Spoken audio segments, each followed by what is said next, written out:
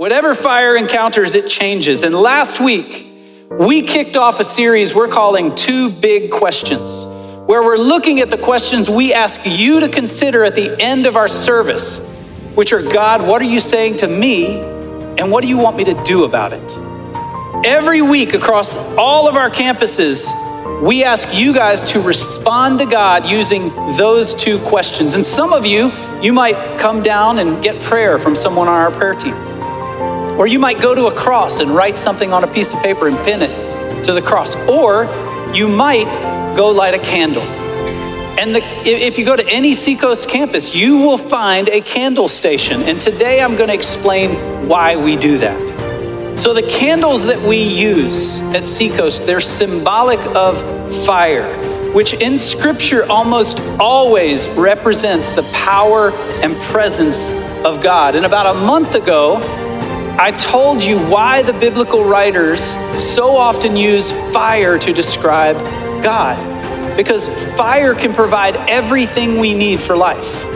It can provide food and water, light and warmth, protection and safety. But at the same time, fire consumes everything it encounters until nothing remains. And what great respect is due to something that has the power to both give us life and yet consume us completely.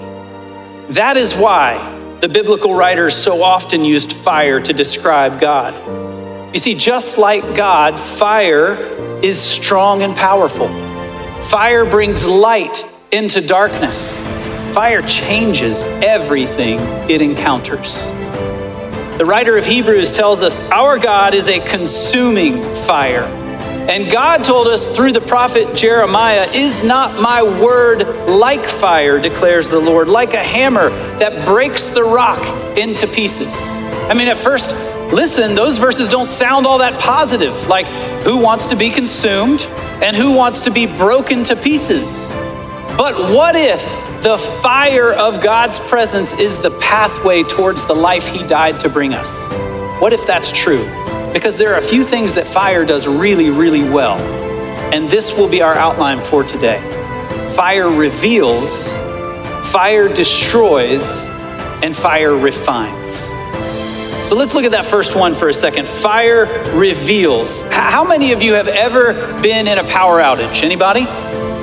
Pretty much all of us, right?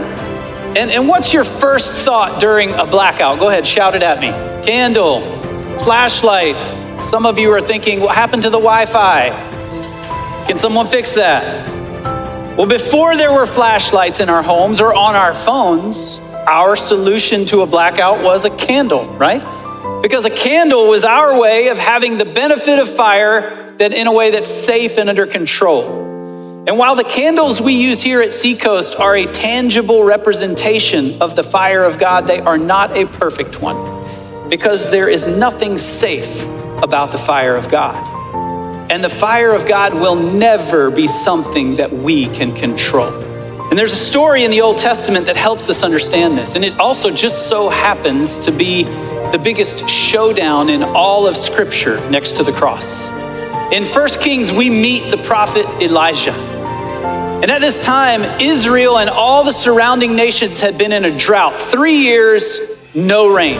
And not only were they in a drought, but they were also under the leadership of King Ahab, who was Israel's worst king to date. In fact, in chapter 16, we read, Ahab, son of Omri, did more evil in the eyes of the Lord than any of those before him. How'd you like that to be your tagline of how you're remembered? And not only was he a terrible king, he was married to Jezebel, who was a terrible queen. And you guys know this. You know Jezebel was awful. The reason I know it is because none of you ever thought when your baby girl was born, what should we name her? Jezebel, little baby Jezebel. None of you thought that. That didn't happen. Because Jezebel worshiped the pagan god Baal, Ahab and many in Israel also began to worship the pagan god Baal. Well, eventually Elijah was sent by God to get involved, to call the people back to God.